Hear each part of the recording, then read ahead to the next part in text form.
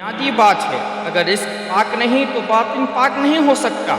میرے حضور صلی اللہ علیہ وسلم نے فرمایا، ایک بندہ سفر کر کے کعبۃ اللہ کے صحن میں پہنچتا ہے اور کعبہ کے پردے کو تھامتا ہے، یمد یدیہ، اور لمبے لمبے ہاتھ کر کے کہتا ہے، اے اللہ، لیکن اس کا کھانا حرام ہے، اس کا پینا حرام ہے، اس کا لباس حرام، اس کی غذا حرام۔ میرے حضور صلی اللہ علیہ وسلم نے فرمایا کہ اس کی کوئی دعا قبول نہیں ہوگی۔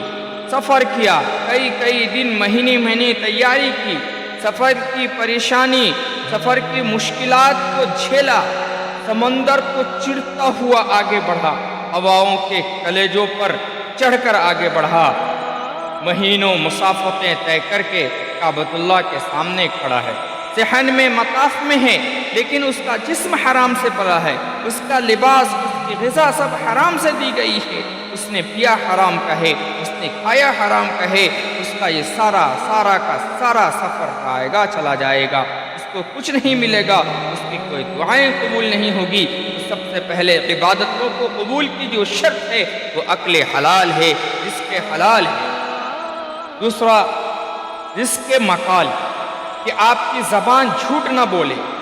جب کوئی جھوٹ بولتا ہے تو روحانیات تو دور کی بات ہے، اللہ کے فرشتے 1 میل دور ہٹ جاتے ہیں۔ جب کوئی جھوٹ بولتا ہے، حدیث میں آتا ہے کہ اس کے جھوٹ بولنے کی وجہ سے، جو اس کے ایک جھوٹ بولنے کی وجہ سے ایک قسم کی بدبو آتی ہے، اس کے جسم سے، اس کی منہ سے اسمیل نکلتی ہے، بدبو کو ہم نہیں سونگھ سکتے مگر فرشتے سونگھ سکتے ہیں، کیونکہ فرشتے انتہائی حساس مخلوق ہے، تو وہ جھوٹ کی وجہ سے، جھوٹ کے نکلنے والی جو بدبو ہے تو سونگھتے ہیں اور 1 میل دور چلے جاتے ہیں۔ اللہ کے نبی صلی اللہ علیہ وسلم سے پوچھا گیا، حضور صلی اللہ علیہ وسلم، کوئی مسلمان، کوئی ایمان والا بزدل ہو سکتا ہے؟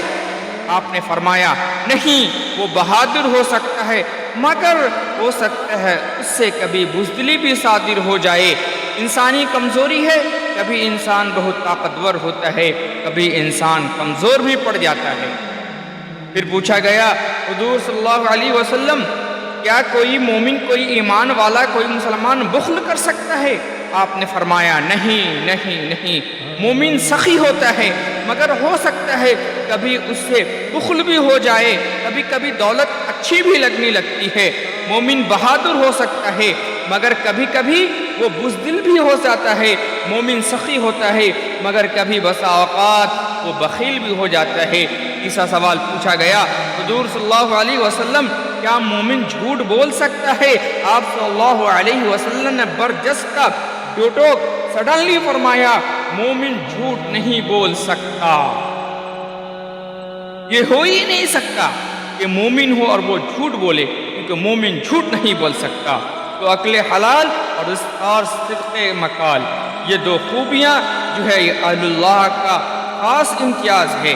مجھے اور آپ کو ان دونوں چیزوں کو اختیار کرنی چاہیے۔